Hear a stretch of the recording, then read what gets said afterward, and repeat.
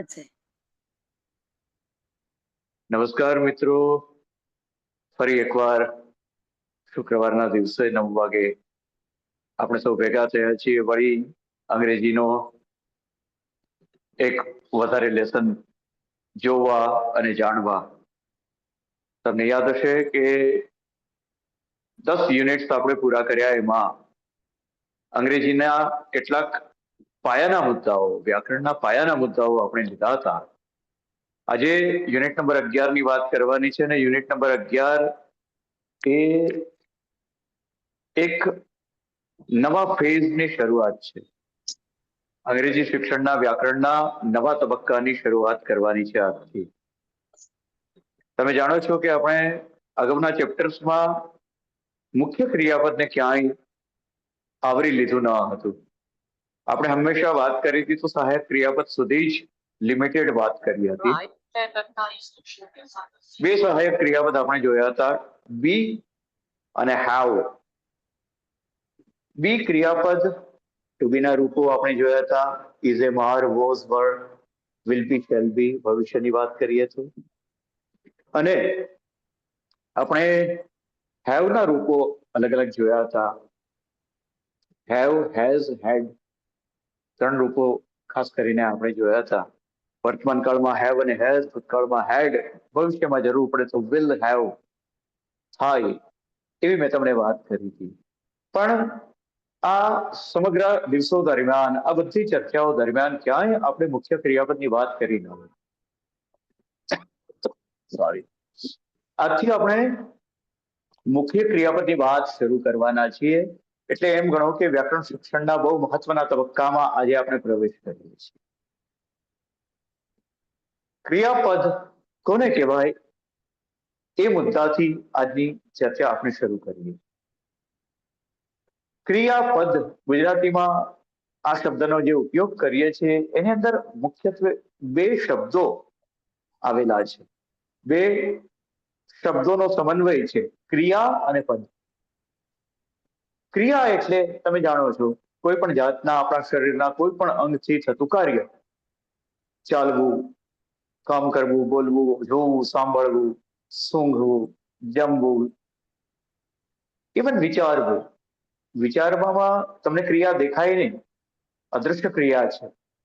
કેમ કે દિમાગથી થતી ક્રિયા છે, બ્રેઇનથી થતી ક્રિયા છે. પણ છેવટે તો એ ક્રિયા છે. વિચારવું, ગુસ્સો કરવો, માન્યતા હોવી, આ બધી માનસિક ક્રિયાઓ છે. અંતે તો છે ક્રિયાઓ. તો ક્રિયા એટલે આ રીતના કોઈ પણ કાર્ય, આપણા શરીરના કોઈ પણ અંગથી થતા કાર્ય. પછી ભલે તમે બેઠા છો, આમ જોવો તો એ કોઈ દેખતી ક્રિયા નથી, પણ છતાંય એને ક્રિયાપદ ગણવામાં આવે છે. કોઈ ઊભા રહેલા હોય તો ઊભા છે એમ કહે તો પણ એ ક્રિયા છે. પગથી ઊભા રહેવાની ક્રિયા છે. આપણે આપણા શરીરથી શરીરને કોઈક જગ્યાએ ટેકો આપીને આપણે આપણા શરીરને સ્થિર કરીએ છીએ, બેસવાની ક્રિયા છે. અલ્ટિમેટલી એ શરીરથી થતી ક્રિયા છે. તો આવા શરીરના કોઈ પણ અંગને ઇન્વોલ્વ કરીને જે કામ થાય એ ક્રિયા. અને પદ એટલે શબ્દ. ગુજરાતીના વ્યાકરણની જો વાત કરીએ તો પદ એટલે શબ્દ. તો ક્રિયાપદ એટલે એક એવો શબ્દ કે જે શબ્દની અંદર કોઈક ને કોઈક ક્રિયા રહેલી છે, આપણા શરીરના કોઈ અંગ દ્વારા થતું કામ અથવા કાર્ય આવેલું છે. આ ક્રિયાપદની વાત કરી. ક્રિયાપદ ગુજરાતીમાં તો તમે ખૂબ ભણ્યા જ છો. મૂળ ક્રિયાપદની આપણે વાત કરીએ તો બોલવું, ચાલવું, હસવું, રમવું, છેલ્લે હું, વા, બરાબર ને, ઓવરણા લેવા, આશીર્વાદ આપવા, તો વા આવ્યા, હું આવ્યું, ચા પીવી, વી આવ્યો, વી આવે, હું આવે, વો આવે. આ બધા મૂળ ક્રિયાપદ ગણીએ છીએ આપણે. રૂટ વર્બ્સ અંગ્રેજીમાં કહીએ તો મૂળ ક્રિયાપદ એટલે રૂટ વર્બ્સ.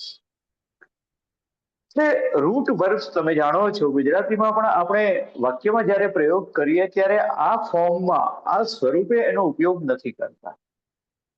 આપણે વાક્યના ક્રિયાનો ઉપયોગ કરીએ જ્યારે વાક્યમાં, ત્યારે એના સમયને ધ્યાનમાં રાખીને એના અલગ અલગ રૂપની આપણે પ્રયોજન કરતા હોઈએ છીએ, જેને સીધી ભાષામાં આપણે કાળ કહીએ છીએ.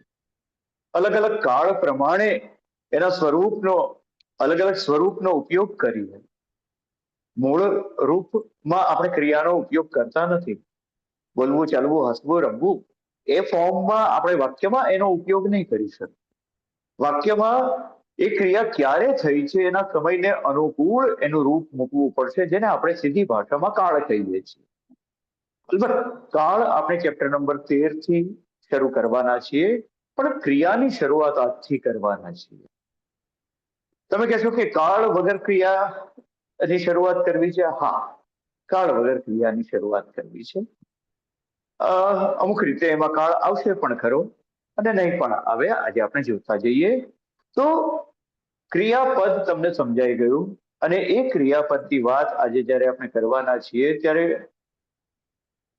શરૂઆત કરીએ છીએ આજ્ઞાર્થ વાક્યથી, જેને આપણે ઇમ્પેરેટિવ સેન્ટેન્સ કહીએ છીએ ઇંગ્લિશમાં. આજ્ઞાર્થ વાક્ય. આજ્ઞાર્થ વાક્યમાં આપણે ક્રિયાનો ઉપયોગ કરવાના છીએ, કેમ કે આજ્ઞા કોઈ ક્રિયા કરવાની કહીશું. જે વ્યક્તિ બોલે છે એ સાંભળનારને કોઈ ક્રિયા કરવાનું કહે એને આપણે આજ્ઞાર્થ વાક્ય કહીએ છીએ. બોલવાનું, ચાલવાનું, હસવાનું, રમવાનું, કોઈ પણ જાતનો હુકમ કરે, આદેશ કરે, વિનંતી કરે, સલાહ આપે, સૂચન આપે, સામેવાળી વ્યક્તિને કશું કરવાનું કહીએ કે ક્રિયા કરવાનું કહીએ, એ આજ્ઞાર્થ વાક્ય છે. પણ આ આજ્ઞાર્થ વાક્ય નો એક પાયાનો નિયમ આજે આપણે સમજી લેવાનો છે.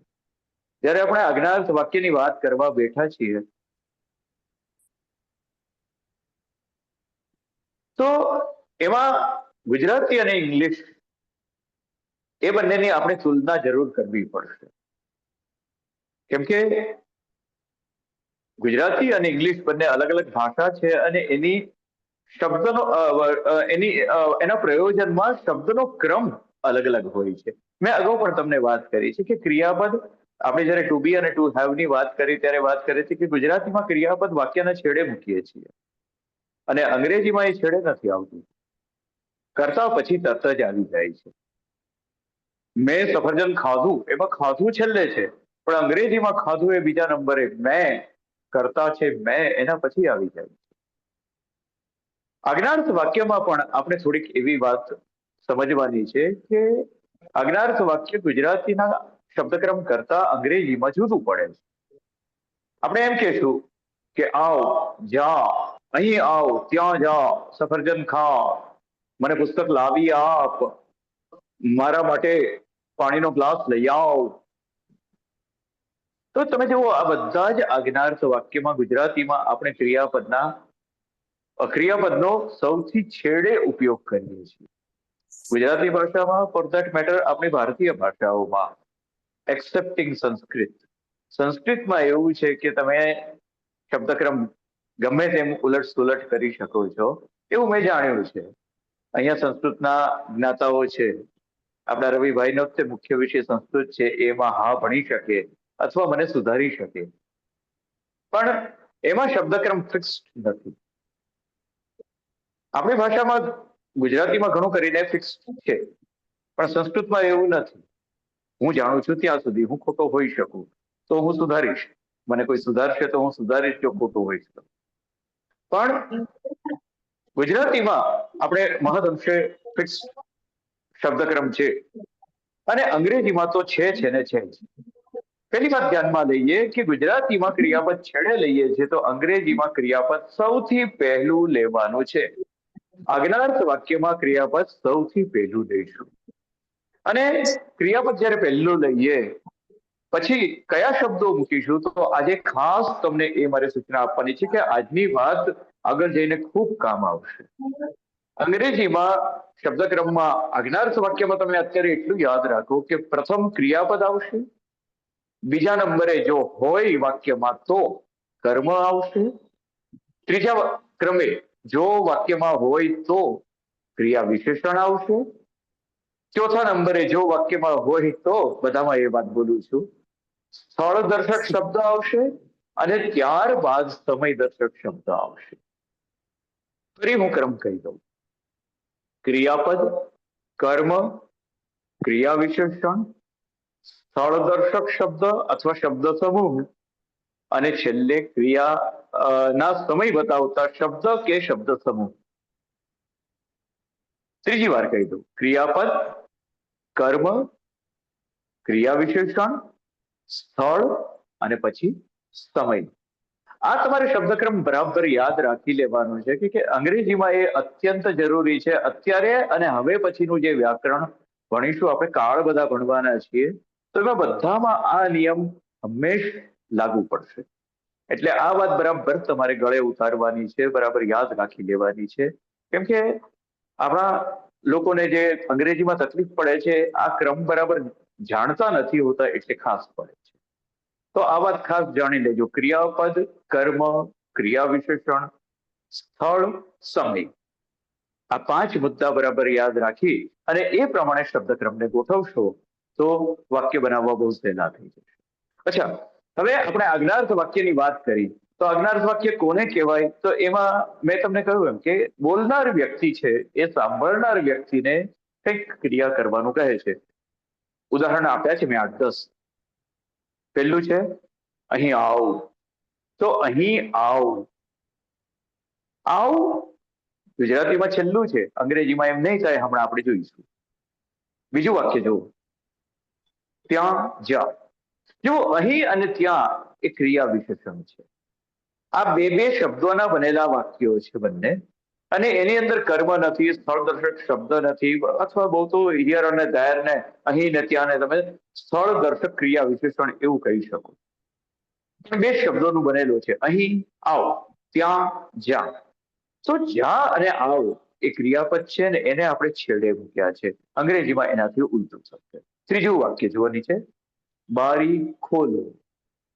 હવે અહીંયા ખોલો એક ક્રિયા છે, પણ બારી એનું કર્મ છે.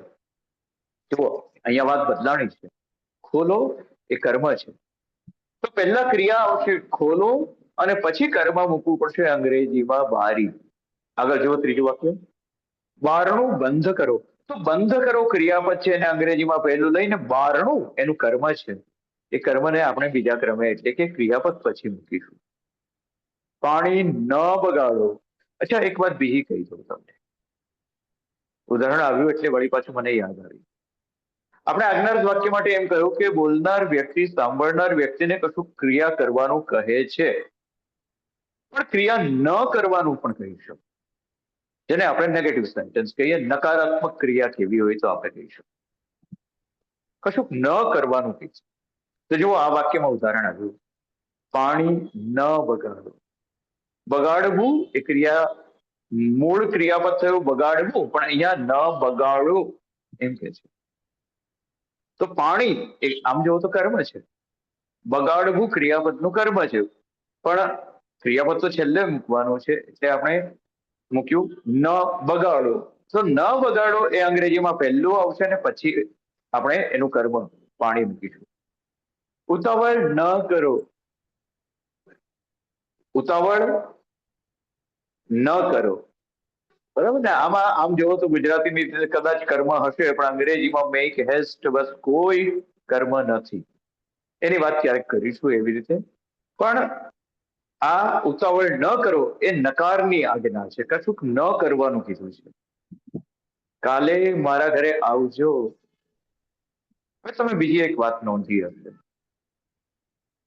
ક્રિયા મેં તમને કહ્યું એમ કે કશું કરવાનું કહીએ, ન કરવાનું કહીએ, એની સાથે બીજો એનો સમય પણ સંકળાયેલો છે. તમે જો ઉપરમાં આપણે શું કીધું બધું, ઉતાવળ ન કરો તો એ અત્યારની વાત થઈ, વર્તમાન કાળની વાત થઈ. એનાથી ઉપરનું ક્રિયાપદ પાણી ન બગાડો અત્યારની વાત થઈ, બારણું બંધ કરો અત્યારની વાત થઈ, બારી ખોલો, ત્યાં જાઓ, અહીં આવો, આ બધું જ અત્યારની વાત થઈ. પણ પછીનું વાક્ય જુઓ: કાલે મારા ઘરે આવજો. આવતીકાલની હું વાત કરું છું. અહીંયા આજ્ઞાર્થ વાક્ય જરૂર છે, આજ્ઞા પણ કરેલી છે, પણ અત્યારે કરવાની ક્રિયાની આજ્ઞા નથી.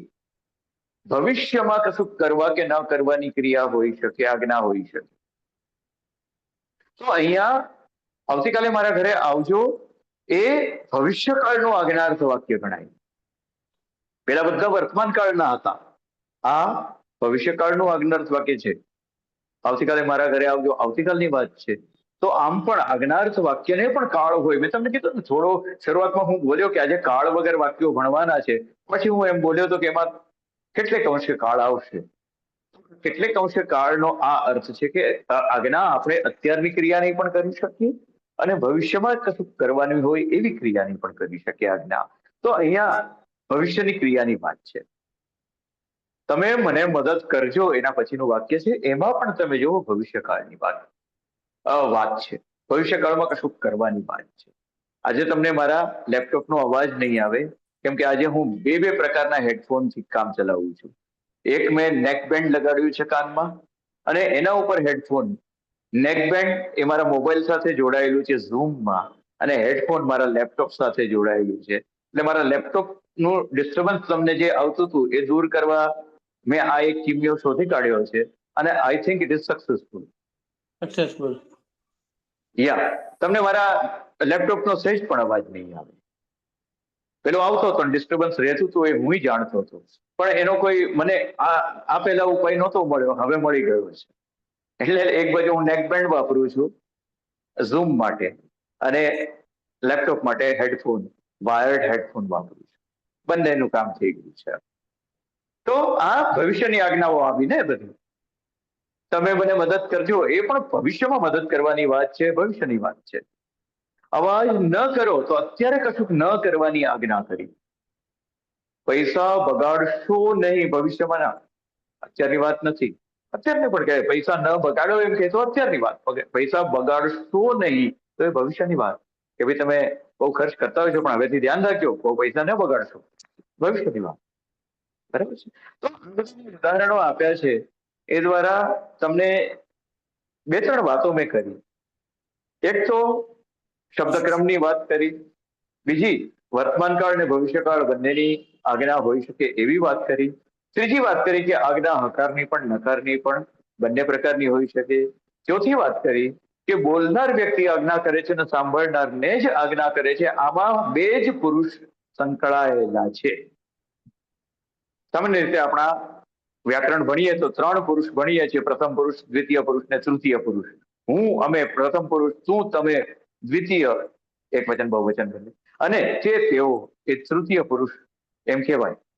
પણ આજ્ઞાર્થ વાક્યમાં હંમેશા બે જ પ્રથમ અને દ્વિતીય બે પુરુષની જ વાત હોય છે. બોલનાર વ્યક્તિ પ્રથમ પુરુષ છે, સાંભળનાર વ્યક્તિ દ્વિતીય પુરુષ છે, અને બોલનાર વ્યક્તિ સાંભળનારને આજ્ઞા કરે છે. આટલી વાત આ બધા ઉદાહરણથી સ્પષ્ટ છે.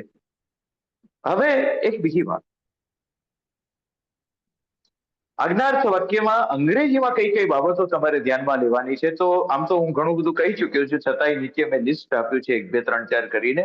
એમાં પહેલો મુદ્દો એ આપ્યો છે કે આજ્ઞાર્થ વાક્યની અંદર ક્રિયાપદ તેના મૂળ રૂપમાં આવશે. પહેલી વાત તો બરાબર ને, આપણે જોયું હતું ક્રિયાપદ મૂળ રૂપમાં. મેક એટલે બનાવવું, ગો એટલે જવું, કમ એટલે આવવું.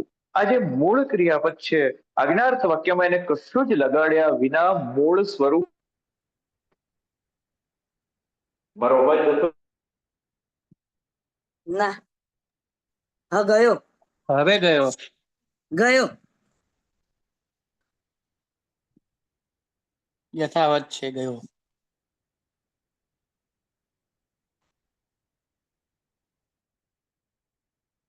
વેટ કરો, વેટ કરો.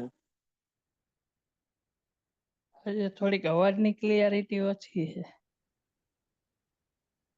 ના ના, પિન હલી ગઈ હોય છે, કદાચ બની શકે.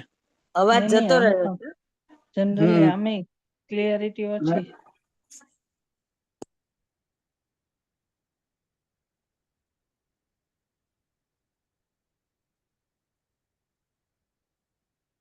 સર પિન ફરી કાઢીને ફરી લગાવો, કઈ પેલો ઝૂમ નેક બેન્ડ છે ને,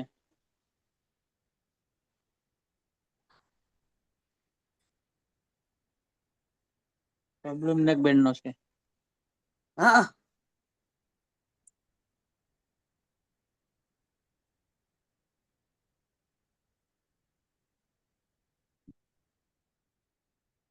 કામ કઈ આપણને નડતું નતું લેપટોપમાં.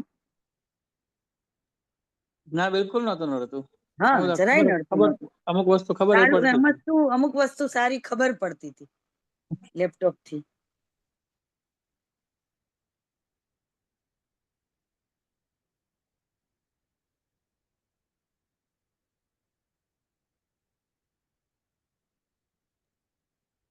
સાહેબ નું ચાલુ છે મથવાનું.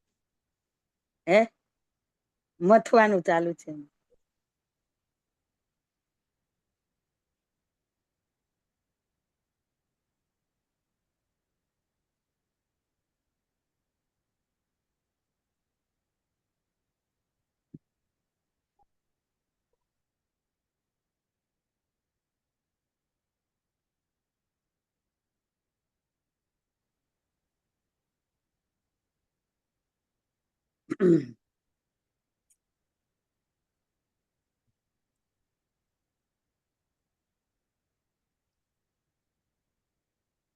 સર લેફ્ટ થઈ ગયા છે, ફરી કને કરતા લાગે.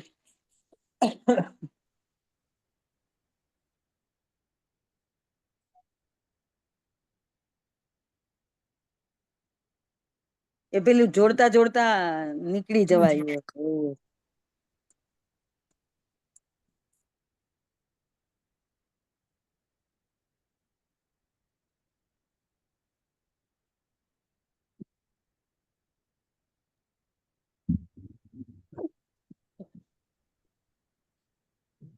ક્લાસ પૂરો થઈ ગયો છે કે શું? ના ચાલુ છે પણ આશિક ને પ્રશ્ન છે કઈક બ્લુટૂથ નો. વાહ વાહ ચાલુ વાહ, છે મારી class. મારી ઈચ્છા પૂર્ણ થઈ હો મિત્ર. શું? હા વિજેશભાઈ ભાઈ. હમ હું સાહેબ ને ફોન કરું છું, એ કનેક્ટ નથી થયા હજી. હું હલો કરું અહીંથી. હા આવી ગયા આવ્યો અવાજ. હલો આવી હા ગયા સાહેબ. અવાજ આવ્યો પણ દૂર થી આવે છે. નેક બેન્ડ હટાવી જ દો સાહેબ. હલો હા અવાજ આવે છે હલો પણ દૂર થી આવે છે. દૂરથી આવે છે. અવાજ આવે.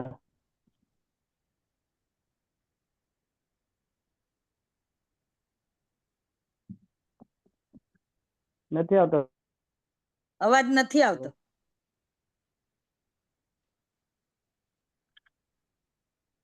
હલો હવે હા આવ્યો હા આવે છે સર. પણ દૂર થી આવે છે. હા હલો યસ. યસ આવ્યો. આવે છે. આપણો અવાજ સાહેબ ને સંભળાય છે કે નહીં પાછો? હા આપડે બધા મ્યુટ તો નથી ને? ના ના, હું તો ચાલુ ના જ છું, મેરું અન્ય તમે ના ચાલુ ના, છો. સંભળાય છે, તમારો અવાજ તો સંભળાય છે. બધાયનો આવે છે. અચ્છા. પડવાનથી સીધા બોટાદો. અને ધોળકા. ધોળકા, હા. વાયા ધોળકા. વાહ. એ હો રેકોર્ડિંગ થાય છે. સોરી.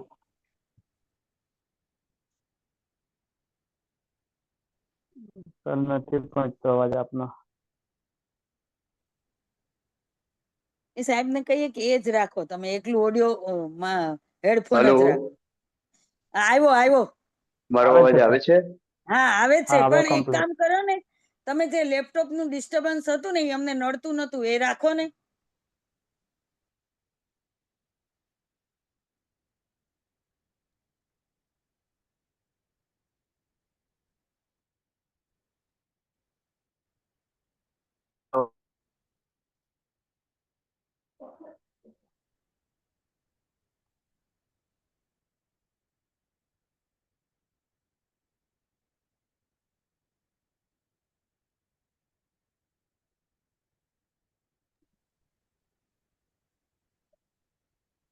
હેલો. કોઈનો અવાજ આવતો નથી હવે તો. હવે આવે આવે. છે તમારો અવાજ આવ્યો હવે. હેલો. બધાનો આવે છે અવાજ. સર સિવાય બધાનો અવાજ આવે. હેલો.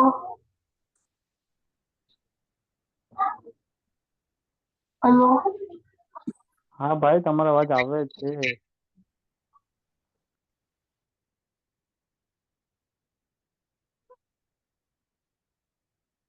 હેલો. આવે છે બેન અવાજ.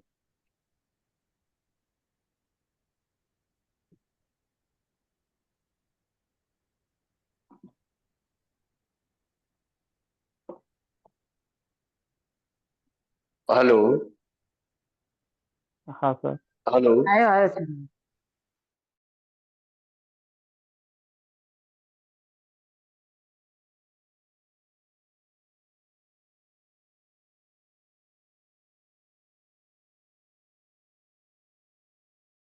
સર તમારું માઇક અનમ્યુટ કરજો, મેં બધાના ઓલ મ્યુટ કર્યા છે.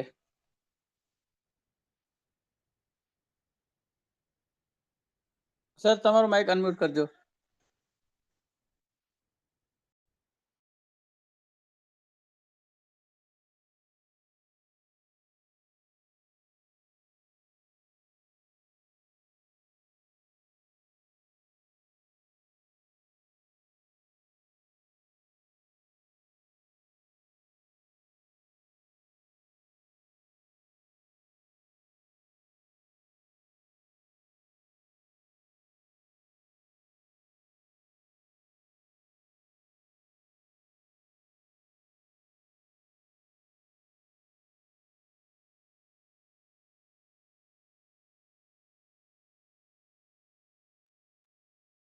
સર મેં તમને માઇક ચાલુ કરવા માટેની પેલું રિક્વેસ્ટ મોકલી છે, ખાલી ઓકે કરજો.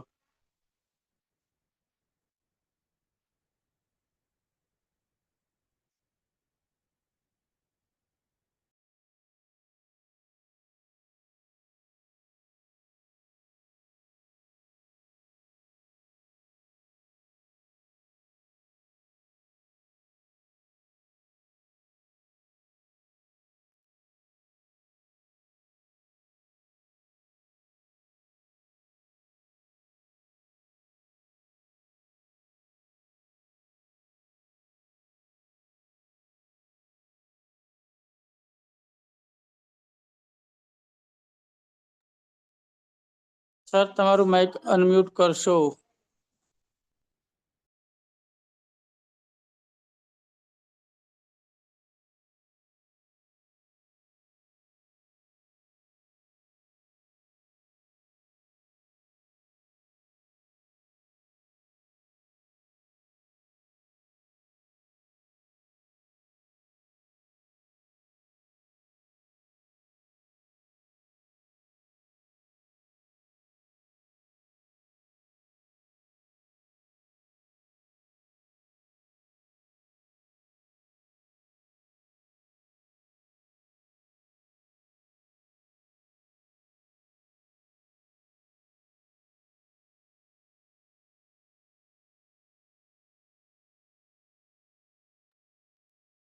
સાહેબ માઇક નથી ચાલુ કર્યું હશે.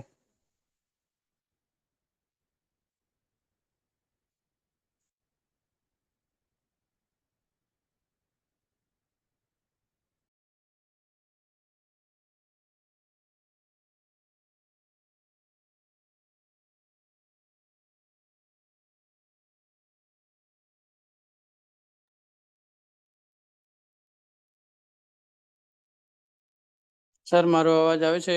માઇક અનમ્યુટ કરશો.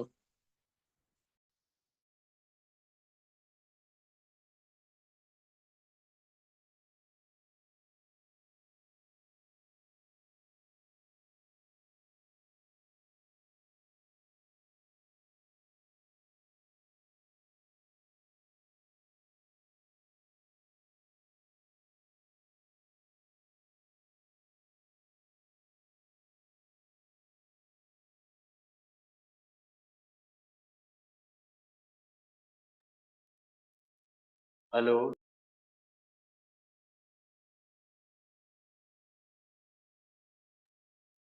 હા આવ્યો, અવાજ આવ્યો.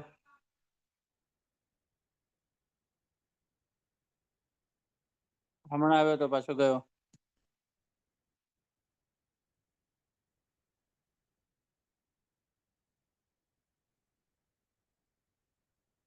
ઓકે આપો સાહેબ.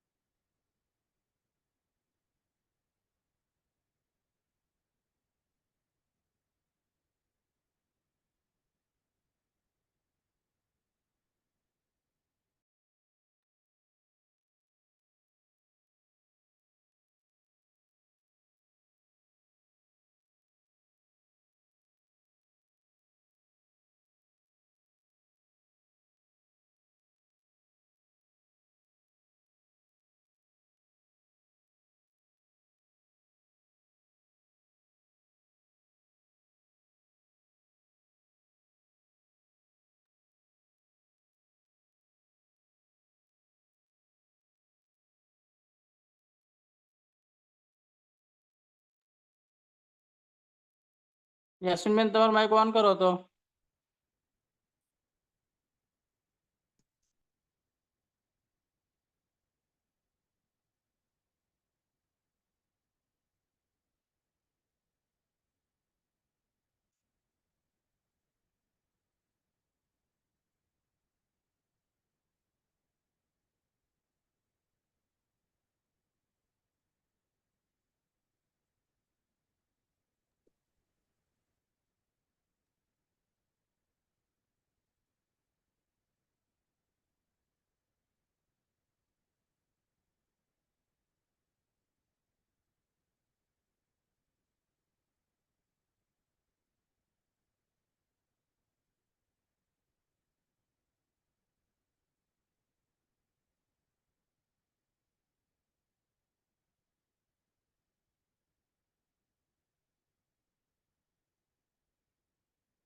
વિજેશભાઈ માઇક ચાલુ કરો તો તમારું. હા આવ્યો અવાજ આવ્યો. હવે યસ યસ આવે છે મારો અવાજ હવે? યસ. આમાં મૂળ પ્રોબ્લેમ એ હતો કે કંઈક ત્યાંના સેટિંગ્સ નો ઇશ્યુ હતો કે the host is not allowing you to unmute your audio, એ પ્રકારનો મેસેજ આવી હા જતો હતો. બાય ડિફોલ્ટ રવિભાઈ direct by default check off હા, રાખેલું એટલે છે. તમે મેં ગમે અહીંયા એટલી કોશિશ કરો, મેં મ્યુટ ઓલ કરી દીધું એટલે પછી અમે મારા પછી ગમે નોટ. એટલું મથીએ તો પણ હા અમારાથી અનમ્યુટ થતું જ નહોતું એમ. એમાં પછી ચેક કરીને પછી. હા, એટલે Okay. આમાં શું પાર્ટિસિપન્ટ રવિ કાયમ ઉપયોગ કરતો હોય એટલે એને બધી વધારે માહિતી હોય. આપણે ક્યારેક જ તે ના ના ઉપયોગ એટલે કરવાનો. એણે ત્યાંથી એને બાય ડિફોલ્ટ ઓફ કરેલું ને હા, એ પછી મારે ઓન કરવું પડ્યું. ખરું ખરું હેરાન થઈ ગયા. ઘણો સમય બગડ્યો પણ હવે વાંધો નહીં, જેટલો છે એટલો આપણે ઉપયોગ કરી શકીએ. ઓકે,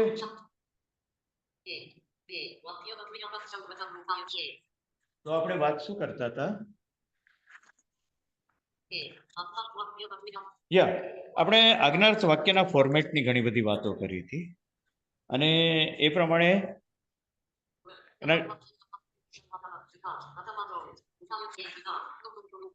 શબ્દક્રમની પણ આપણે વાત કરી લીધી. હવે આપણે વાત એ જોઈએ કે આજ્ઞાર્થ વાક્યમાં નકાર વાક્ય બનાવવું હોય તો કેમ કરીએ. આપણે હકાર વાક્યની વાત કરી કે વાક્યની શરૂઆતમાં ક્રિયાપદ મૂકીએ, કર્મ મૂકીએ, ક્રિયા વિશેષણ, સ્થળ દર્શક શબ્દો અને સમય દર્શક શબ્દો. પણ હવે નકાર વાક્ય કરવું હોય તો શું કરવાનું? સિમ્પલ, ક્રિયાપદની પહેલા ડુ નોટ મૂકી દેવાનું, એટલે કે વાક્યની શરૂઆત ડુ નોટ થી કરીશું. ડુ નોટ ને ટૂંકમાં આપણે ડોન્ટ પણ કહીએ છીએ, એટલે ડોન્ટ મૂકવું.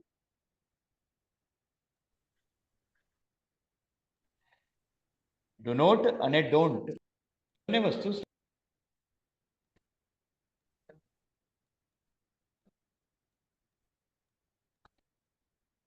પાછો જતો રહ્યો હવે. એ બંનેમાં કોઈ ફેર નથી. ડુ નોટ મૂકો કે ડોન્ટ મૂકો, એને વાક્યની શરૂઆતમાં ક્રિયાપદની પહેલા મૂકી દો, એટલે કે પ્રથમ ક્રમે ડુ નોટ કે ડોન્ટ આવશે અને બીજા નંબરે ક્રિયાપદ અને બાકીના બધા શબ્દોનો ક્રમ જે બતાવ્યો છે એ પ્રમાણે. ઓકે ઓકે, આગળનો હવે ઉપર જેટલા નિયમો આપ્યા છે એને અનુરૂપ નીચે ઉદાહરણો આપ્યા છે, એ આપણે જોતા છીએ. પહેલું વાક્ય છે કમ હિયર, જે આપણે ગુજરાતીમાં જોયા હતા એનું જ મહદઅંશે કદાચ અંગ્રેજી કર્યું હશે મેં. તો જોઈએ કે કમ હિયર એમાં પહેલું શું આવ્યું? કમ, ક્રિયાપદથી શરૂઆત કરી અને પછી આપણે હિયર, અહીંયા માટે હિયર પછી મૂક્યું. બીજું ગો ધેર, બીજું વાક્ય ગુજરાતીમાં પણ આપણી પાસે એ જ હતું, ગો ધેર, ત્યાં જાઓ. તો જાઓ માટે ગો એ સૌ પ્રથમ મૂક્યું. ત્રીજું કોલ સુરેશ. હવે આપણે કર્મની વાત કરી હતી કે ક્રિયાપદ પછી કર્મ આવે, તો જુઓ આ ત્રીજા વાક્યમાં જ કર્મ આવ્યું, કોલ સુરેશ. જો યાદ રાખજો, જે આપણે ઉચ્ચારણના કેટલાક મુદ્દા જોયા છે એ પ્રમાણે કોલ બોલીશું, કુલ નહીં બોલવું. કોલ, CALL છે અને કોલ બોલવું પડશે, કુલ નહીં. જો તમે કોલ બોલશો તો COAL, કોલ એટલે કોલસો થઈ જાય. તમારે CALL નો ઉચ્ચાર કરવો જોઈએ, કોલ. બંનેનો ભેદ તમને સમજાતો હશે, મારો અવાજ સ્પષ્ટ આવતો હશે. કોલ અને કુલ એ બંને જુદી વસ્તુ. જેવી રીતે આપણે મેન અને મેન જોયું હતું, પેટ Call. અને પેટ, Call. બસ એવી જ રીતે કોલ અને કુલ એ બોલવામાં ધ્યાન રાખજો. CALL છે, કોલ બોલજો. કોલ સુરેશ, સુરેશને ફોન કરો અથવા સુરેશને બોલાવો. કોલના બે અર્થ છે, બોલાવવું અને ફોન કરવો. તો કોલ સુરેશનો અર્થ સુરેશને બોલાવો પણ થાય, અને કોલ સુરેશનો અર્થ સુરેશને ફોન કરો એમ પણ થાય. પણ સુરેશ એ કોલ ક્રિયાપદનું કર્મ છે. હવે કર્મ કેવી રીતે કહેવાય એની વાત અહીંયા જોઈ લઈએ. આગળ તો મેં એની વ્યાખ્યા ને બધું સમજાવેલું જ છે. સામાન્ય રીતે આપણે શું પૂછીએ અને જવાબ આવે એને કર્મ કહીએ, અને કોને પૂછીએ અને જવાબ આવે એને કર્મ કહીએ. હું સામાન્ય રીતે એવો શબ્દ વાપરું છું, કેમ કે અંગ્રેજી અને ગુજરાતીમાં થોડા એમાં ડિફરન્સીસ છે. એની વાત આપણે આગળ જઈને કરીશું. આજે નહીં તો આવતા મંગળવારે પણ એ વાત કરીશું. તો કોલ સુરેશ, એમાં સુરેશ કર્મ છે. કેમ કે આપણે કોને ફોન કરવાની વાત કરીએ છીએ? સુરેશ. તો કોને એ પ્રશ્નનો જવાબ આવે છે સુરેશ. સિમ્પલી બે જાતના કર્મો છે. એક શું પૂછવાના જવાબમાં આવે, અને એક કોને પૂછવાના જવાબમાં આવે. બે પ્રશ્ન તમે પૂછો, શું અને કોને, અને જે મળે એને કર્મ કહીએ. અને બંને અલગ અલગ પ્રકારના કર્મ છે. શુંથી પૂછીને મળતા કર્મને આપણે મુખ્ય કર્મ કહીએ છીએ, અને કોને પ્રશ્ન પૂછીને જે મેળવીએ છીએ એ કર્મને આપણે ગૌણ કર્મ કહેતા હોઈએ છીએ. તો અહીંયા કોને એ સવાલનો જવાબ આવે છે. કોલ સુરેશ, સુરેશને બોલાવો. કોને બોલાવો અથવા કોને ફોન કરો? તો સુરેશને. જો ગુજરાતીમાં ને શબ્દ ઉમેરીએ છીએ, પણ અંગ્રેજીમાં એના માટે કંઈ જ ઉમેરવાનું નથી, માત્ર સુરેશ છે. કોલ સુરેશ, સુરેશને ફોન કરો, સુરેશને બોલાવો. પણ ને માટે અંગ્રેજીમાં કોલમાં બધું આવી જાય છે.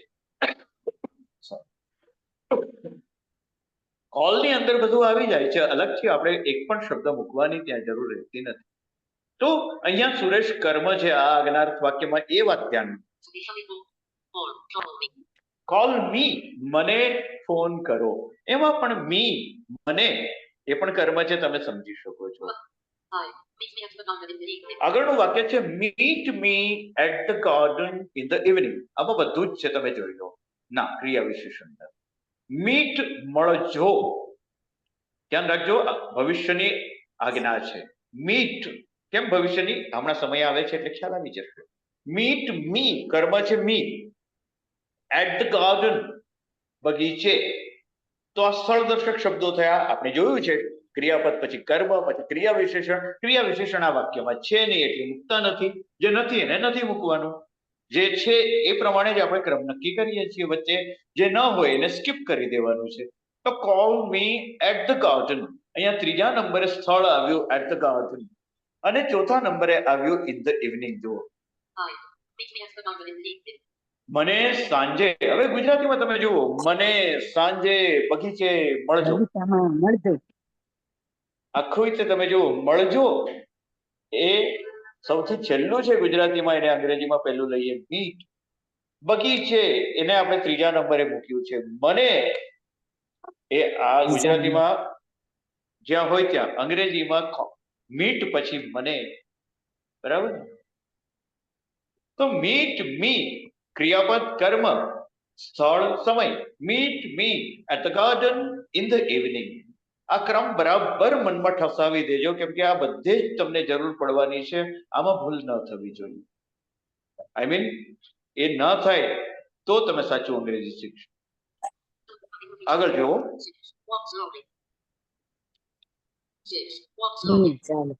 વોક સ્લોલી, બે જ શબ્દનું આજ્ઞાર્થ વાક્ય છે.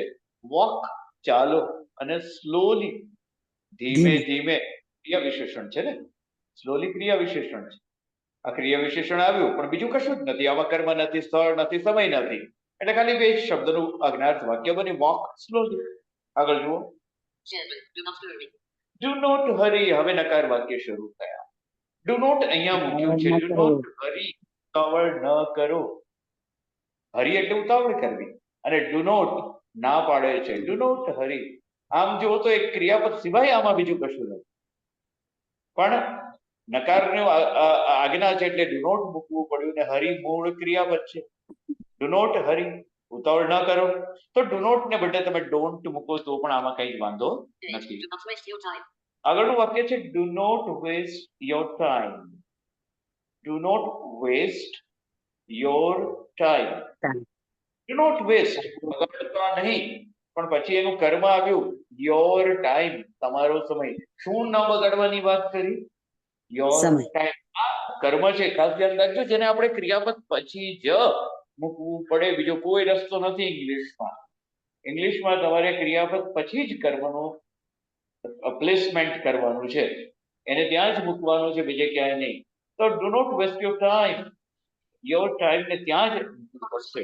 કદાચ આ તો ટૂંકું વાક્ય છે, લાંબુ હોય તો પણ. Don't talk loudly in the library. Don't અહીંયા મૂક્યું જો, ડુ નોટ મૂકો તો પણ કઈ વાંધો નહીં. ટોક, વાત કરો, વાત કરતા નહીં. Do not talk, don't talk loudly, મોટેથી. અને પછી સ્થળ, લાઉડલી એ ક્રિયા વિશેષણ છે, તમે સમજો છો. અને પછી આવ્યું ઇન ધ લાઇબ્રેરી, લાઇબ્રેરીમાં, પુસ્તકાલયમાં મોટેથી વાતો કરતા નહીં. વાતો ન કરો, વર્તમાન કાળમાં પણ હોય છે. વાતો ન કરો, જે વાતો કરતા હોય એને ખાસ સૂચના આપી કે લાઇબ્રેરીમાં મોટેથી વાતો ના કરો. આમ તો વાતો ના કરો એ જ સાચું હોય, પણ મોટેથી વાતો ના કરો એમ કે. બાકી લાઇબ્રેરીમાં બોલવાની જ મનાઈ હોય. એની આગળ જવું. Don't worry about corona virus now. Don't worry, ચિંતા બરાબર ન ને? કરો. ના કરતા અબાઉટ કોરોના વાયરસ વિશે, અને નાવ, હવે. હવે કોરોના વાયરસ વિશે ચિંતા નહીં કરતા, અથવા તો કોરોના વાયરસ વિશે હવે ચિંતા નહીં કરતા. હવે ને આપણે ગુજરાતીમાં આમ તેમ મૂકી શકીએ, પણ અંગ્રેજીમાં એ નાવ ને છેલ્લે જ મૂકવું પડશે. બહુમાં બહુ તો બહુ ભાર મૂકતા આપણે ક્યારેક એને શરૂઆતમાં મૂકીએ, પણ આજ્ઞાર્થ વાક્યમાં એવું ઓછું. Now don't worry about corona virus એવું ઓછું બનશે, લગભગ નહિવત બનશે. એટલે એને નાવને આપણે વાક્યના છેડે જ મૂકવું પડશે. સમય બતાવતો શબ્દ છે. Don't worry about corona virus now, કારણ કે વી હેવ, શું છે આગળ જુઓ, વેક્સિન. We have, vaccine. બરાબર ને? વેક્સિન છે આપણી પાસે. We have vaccine four it. હવે આપણે એના માટે વેક્સિન આવી ગઈ છે, એટલે ચિંતા કરતા. તો આ અલગ અલગ મુદ્દા મેં તમને આપ્યા, બધા આજ્ઞા. હવે આગળ શું કે છે જુઓ તો આ ચેપ્ટરમાં સાહેબ. આજ્ઞાર્થ વાક્ય વિશે નીચેના વાક્યો, નીચેના મુદ્દાઓ અગત્યના છે, પણ મુદ્દાઓ બધા જ મેં તમને કહી દીધા છે. આજ્ઞાર્થ વાક્ય દ્વારા, હા, આ વાત કદાચ મેં ખાસ નથી કરી. આજ્ઞાર્થ વાક્ય દ્વારા આપણે આજ્ઞા કરીએ છીએ, પણ આજ્ઞાનું સ્વરૂપ શું છે? તો ક્યારેક એ હુકમ હોય, ક્યારેક વિનંતી હોય, ક્યારેક સલાહ સૂચન હોય, ક્યારેક ધમકી હોય, અને ક્યારેક આમાંનું કઈ જ સ્પષ્ટ ન થતું હોય એમ પણ બને. હું ખાલી એમ કહું કે બારણું બંધ કરી દો, તો આમાં હુકમ નથી. વિનંતી કહો તો વિનંતી નથી, બીજું કશું નથી. બસ સહજ રીતે કહેલી વાત છે કે બારણું બંધ કરશો, તો બારણું બંધ કરી દો. એમાં તમે એમ નહીં કહી શકો કે આ તો હુકમ કર્યો. તમે એમ પણ નહીં કરો કે આ રિક્વેસ્ટ કરી, એવું કશું જ નથી. કોઈ જાતનો એમાં આ પ્રકારનો ભાવ સ્પષ્ટ થતો નથી. તો એમ પણ બને, પણ હું એમ કહું જરા બારણું બંધ કરો, તો એમાં સ્પષ્ટ વિનંતી, રિક્વેસ્ટ દેખાય છે, જરા બારણું બંધ કરો ને.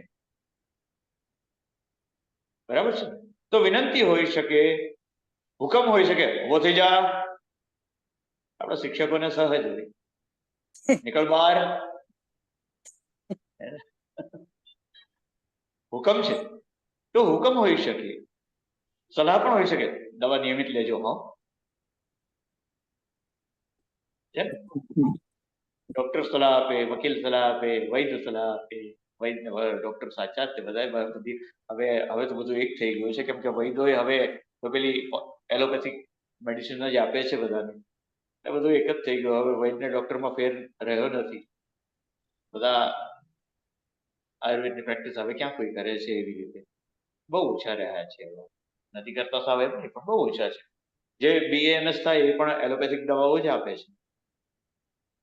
તો એ આપણને સલાહ આપે, ડોક્ટર સલાહ આપે, વકીલ સલાહ આપે, એકાઉન્ટન્ટ સલાહ આપે, શિક્ષક એ આપે ફોર ધેટ મેટર. શિક્ષકો કે મહેનત કરજો હો, પરીક્ષામાં કઈ બધું સહેલું નથી હોતું, મહેનત કરજો હો, એમ સલાહ છે એક જાતની ને. તો આવો આજ્ઞાર્થ વાક્યમાં અલગ અલગ ભાવ હોય છે.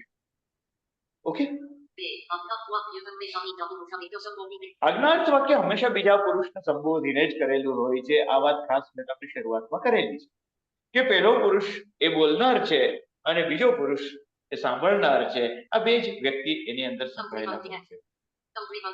અને એ બે જ વ્યક્તિ સંકળાયેલા હોવાથી બીજી વ્યક્તિ, સામેની વ્યક્તિ જે છે એને તું કે તમે કહેવાની જરૂર પડતી નથી. એટલે આમ તમે જુઓ તો આજ્ઞાર્થ વાક્યમાં તું કે તમે એક અધ્યાહાર છે. એટલે કે બોલ્યા કે લખ્યા વગર તમારે સમજી લેવાનું છે. બોલનારના મગજમાં એ સ્પષ્ટ છે કે કોને કહે છે, અને સાંભળનારને તો એ ખબર જ છે કે પોતાને વાત કરી છે. એટલે યુ ની જરૂર આજ્ઞાર્થ વાક્યમાં રહેતી નથી. અલબત્ત એ યુ એ અધ્યાહાર છે, એ બોલ્યા વગર સમજી લેવાનો વિષય છે તો બીજી વ્યક્તિને જ કહેલું, સેકન્ડ પર્સનમાં જ છે, પણ એને કહેવાને યુ અંગ્રેજીમાં નથી આવતું, ગુજરાતીમાં તું તમે નથી આવતું. તમે બારણું બંધ કરી દો ને, એક ભાગ્ય જ આવે. બારણું બંધ કરી દો એમ જ સીધું કહીએ આપણે. એવી રીતે અંગ્રેજીમાં પણ યુ ભાગ્ય જ આવે છે તું કે તમે માટે. ક્યારેક જરૂર પડી જાય. દાખલા તરીકે 3 છોકરાઓ મારી સામે બેઠા છે, ત્રણેયને મારે અલગ અલગ કામ સોંપવું છે કે ભાઈ અનિલ, તું છે ને આ ડેકોરેશનમાં ફુગ્ગા લગાવી દે, સુનિલ તું લાઇટિંગ કરજે, પછી વિપુલ તું છે ને સફાઈ કરી નાખજે. તો આવી રીતે ત્રણેયને જ્યારે ઇન્ડિવિજ્યુઅલી કશું કામ સોંપવાનું હોય તો તું એવા વાક્યોમાં આવે પણ ખરું, અને એવી સ્થિતિમાં અંગ્રેજીમાં પણ આવે. જેવી રીતે ગુજરાતીમાં મેં ઉદાહરણ આપ્યું એ રીતે અંગ્રેજીમાં પણ ક્યારેક તું તમે માટે યુ લઈ પણ શકીએ, પણ જનરલી સ્પીકિંગ આપણે યુ નો ઉપયોગ કર્યા વિના બીજા પુરુષને એ આજ્ઞા કરતા હોઈએ છીએ. ગુજરાતીમાં પણ એ ક્યારેક આવે છે તો અંગ્રેજીમાં પણ ક્યારેક આવે છે. બરાબર છે? આગળનો મુદ્દો છે આજ્ઞાર્થ વાક્યમાં ગુજરાતીના 2 રૂપો હોય છે. હું એમ કહું કે અનિલ મારું કામ કર, અને અનિલભાઈ હોય મોટા, અનિલભાઈ મારું કામ કરો. તો કર ને કરો એ સામેની વ્યક્તિ સાથેનો તમારો સંબંધ અને બંનેની ઉંમર, અને ફોર ધેટ મેટર એકવચન કે બહુવચન. દાખલા તરીકે એક છોકરાને, ભલે મારો વિદ્યાર્થી હું કહું કે તું આ કામ કર, અને જાજાને સોંપવાનું હોય તો તમે લોકો આ કામ કરો. તો એ એકવચન છે કે બહુવચન છે, નાના છે કે મોટા છે, એ પ્રમાણે ગુજરાતીમાં અલગ અલગ ફોર્મ છે ક્રિયાપદના, પણ અંગ્રેજીમાં એ બધા જ માટે એક જ ક્રિયાપદ છે. બરાબર ને? હું એમ કહું કે બારણું બંધ કર તો પણ ક્લોઝ ધ ડોર. હું એમ કહું કે બારણું બંધ કરો તો પણ ક્લોઝ ધ ડોર. એ ક્લોઝ એ એક જ ક્રિયાપદનો એક જ રૂપ છે જે નાના મોટા એક બે બધાને લાગુ પડે છે. એક સરખી રીતે અંગ્રેજીમાં એ સિમ્પ્લિફિકેશન છે, ગુજરાતીમાં બંને માટે અલગ અલગ આપણે હોય છે.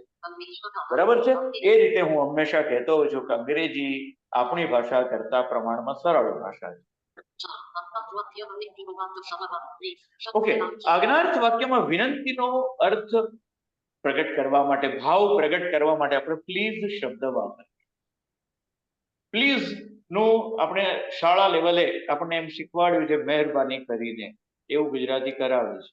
કદાચ મેં એક વખત આ પ્રકારની વાત કરેલી કે મહેરબાની કરીને એવું ગુજરાતી ખરેખર થાય નહીં, એવું આપણે ક્યારેય વ્યવહારમાં બોલતા નથી. બહુમાં બહુ આ પ્લીઝ નું જો સમાંતર તમારે ગુજરાતી અર્થ જોઈતો હોય ને તો હું કહીશ કે જરા એ શબ્દ છે. જરા બારણું બંધ કરો. હું કોઈ દિવસ કોઈને તમે સાંભળ્યા છે બોલતા કે મહેરબાની કરીને બારણું બંધ કરી દો? આપણે કેટલું અવાસ્તવિક અંગ્રેજી સ્કૂલ લેવલે શીખવાડાતું હોય છે એનું આવું ખરું. જે ખરેખર આપણે વ્યવહારમાં વાપરતા, આપણે એક વખત મેં વાત કરી હતી કે શી એટલે શું, તો કોઈક બોલ્યું કે તેણી. હવે ક્યારે આપણે તેણી શબ્દ વાપર્યો મને એ કહેતો? ક્યારેય નહીં. સ્કૂલમાં આપણને એવું શીખવાડે શી એટલે તેણી, કોઈ દિવસ આપણે વાપરતા નથી. પ્લીઝ એટલે મહેરબાની કરીને. એવું આવે મહેરબાની કરીને કોઈ દિવસ આપણે બોલતા નથી. જરા શબ્દ છે, હા, એ મને લાગે છે કે પ્લીઝ નો સમાંતર કહેવાય ગુજરાત. બાકી મહેરબાની કરીને આઈ ટોટલી રિજેક્ટ. હું એ શબ્દ જ તે, એ શબ્દ સમૂહ મહેરબાની કરીને એ પૂરેપૂરો હું રિજેક્ટ કરું છું, કેમ કે એ વ્યવહારમાં છે જ. તો રિક્વેસ્ટ કરવા માટે આપણે પ્લીઝ શબ્દનો ઉપયોગ કરીશું, ને એ પ્લીઝ શબ્દ યા તો વાક્યની શરૂઆતમાં મૂકીએ અથવા વાક્યના અંતે મૂકીએ. હું એમ પણ કહી શકું કે પ્લીઝ ક્લોઝ ધ ડોર, અથવા હું એમ પણ કહી શકું કે ક્લોઝ ધ ડોર પ્લીઝ. એટલે કે પ્લીઝ ને હું વાક્યના છેડે મૂકું કે શરૂઆતમાં મૂકું, બંને વસ્તુ અંગ્રેજીમાં માન્ય છે. અહીંયા ફ્લેક્સિબિલિટી છે, જનરલી ઓછી હોય છે, હું તમને કહેતો હોઉં છું. સર એક મિનિટ હું સર ડિસ્ટર્બ કરું સર. બીજી એક વાત કે પ્લીઝ શબ્દ પછી ઘણી વખત જો એને શરૂઆતમાં મૂકો તો અલ્પવિરામ મુકાય છે, પણ આધુનિક ઇંગ્લિશમાં ન મૂકો તો પણ એ માન્ય છે. જૂના ઇંગ્લિશમાં એમ શીખવાડાતું કે પ્લીઝ મૂકો તો એના પછી તમારે કોમા અલ્પવિરામ મૂકવો, પ્લીઝ ક્લોઝ ધ ડોર. પણ આધુનિક ઇંગ્લિશમાં એ ન મૂકો તો બિલકુલ માન્ય છે. અને એવી જ રીતે છેલ્લે જો મૂકવાનો થાય ક્લોઝ ધ ડોર પ્લીઝ, તો ક્લોઝ ધ ડોર કરીને અલ્પવિરામ મૂકવાનો જૂનો રિવાજ હતો, અને હજી પણ મૂકો તો એ ખોટું નથી, પણ હવે ન મૂકો તો પણ માન્ય છે. એટલે કે પ્લીઝ શબ્દ વાપરતી વખતે ક્યાં વાપરો છો એ પ્રમાણે ક્યાં અલ્પવિરામ આવે એનો આધાર છે, પણ એ ન મૂકો તો હવે આધુનિક ઇંગ્લિશમાં બિલકુલ માન્ય છે. આ વાત મગજમાં રાખજો. સર બરાબર મારે છે? એક સવાલ છે, સંભળાય છે હમણાં મારો અવાજ? પછી લઈએ, પછી લઈએ. ઓકે. આગળ લઈએ. બીજી વાત કે ગુજરાતીમાં મેં તમને અગાઉ કહી દીધું કે ગુજરાતીમાં વર્તમાનની આજ્ઞા અને ભવિષ્યની આજ્ઞા એ અલગ અલગ છે. તમે મને મદદ કરો તો અત્યારની વાત, તમે મને મદદ કરજો તો પછીની વાત. પણ ઇંગ્લિશમાં હેલ્પ મી એટલામાં બધું જ આવી જાય છે. એ વર્તમાન કાળ કે ભવિષ્યકાળ એ તો સંદર્ભ પરથી ખબર પડે. તમે વાતચીતનો જે સંદર્ભ છે એના ઉપરથી ખ્યાલ આવે કે અત્યારની વાત છે કે પછીની વાત છે. પણ અંગ્રેજીમાં એક જ પ્રકારનો ફોર્મ છે ક્રિયાપદનું. હેલ્પ એટલે મદદ કરો અથવા મદદ કરજો, કમ એટલે આવો અથવા આવજો, ડુ એટલે કરો અથવા કરજો. બરાબર છે? વર્તમાન કાળ અને ભવિષ્યકાળના અલગ અલગ ફોર્મ ક્રિયાપદના ગુજરાતીમાં છે, પણ અંગ્રેજીમાં નથી. એક જ સરખું ક્રિયાપદ એ મૂળ રૂપમાં વપરાશે. બરાબર છે? આગળ ઉદાહરણો આપ્યા છે એટલે અંદર બધું જોઈ જજો પાછું. આ તો મેં કહી દીધું કે ગુજરાતીમાં ક્રિયાપદ સૌથી છેલ્લું આવે છે અને અંગ્રેજીમાં ક્રિયાપદ સૌથી પહેલું આવે છે. ઓકે, આગળ. ઓકે, ઓલવેઝ એટલે હંમેશા અને નેવર એટલે કદી નહીં. મેં તમને એમ કીધું છે કે વાક્યની શરૂઆતમાં ક્રિયાપદ આવે, પછી કર્મ, પછી ક્રિયા વિશેષણ, સ્થળ દર્શક શબ્દ, સમય દર્શક શબ્દ.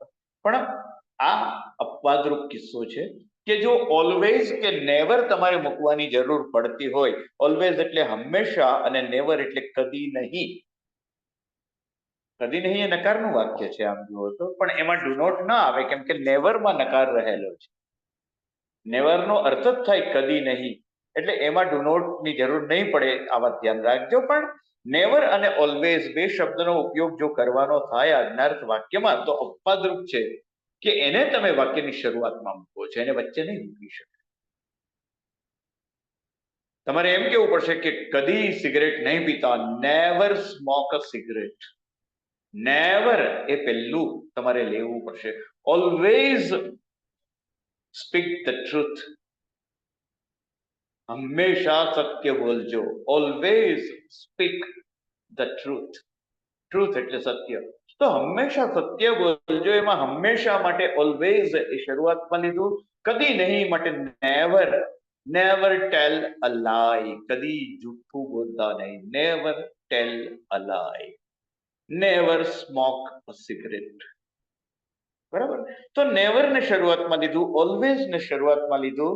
આ રીતે ધ્યાન રાખજો. એક્સરસાઇઝમાં પણ આ વાક્યો બરાબર છે. ઉદાહરણ અંદર છે, તમે જોઈ લેજો. આટલા અગત્યના મુદ્દા હતા જે આજ્ઞાર્થ વાક્યના સંદર્ભમાં મારે તમને કહેવું પ્લીઝ ની વાત નીચે નોંધમાં કરી છે, તમને ખ્યાલ છે બરાબર, એની વાત મેં કરી દીધી. હવે ક્રિયાપદ વિશે થોડી વાતો છે, પણ મને લાગે છે આજે આપણે અટકી જવું પડશે. સમય બગાડ્યો આપણા નેટવર્ક અને એ બધાએ, તો પ્રશ્ન એના લીધે સર્જાણા, નહીતર કદાચ આ બધી વાતો પૂરી થઈ ગઈ હોત. પણ એનીવે સમય થઈ ગયો છે તો આપણે અટકીએ. અને ક્રિયાપદ વિશે કેટલીક વાતો તમે વાંચી જજો. હું આવતા પાઠમાં મંગળવારે એની થોડી વાત કરીશું, થોડીક એક્સરસાઇઝ લેશું, અને એક્સરસાઇઝ બહુ જાજી નહીં લઈએ. આમ તો મારો વિચાર એવો હતો કે આજે આખો પાઠ પૂરો કરીને તમને કહી દઉં એક્સરસાઇઝ તમારી જાતે કરી લેજો. ગયા 2-3 પાઠમાં મેં કર્યું છે એવી રીતે. પણ હવે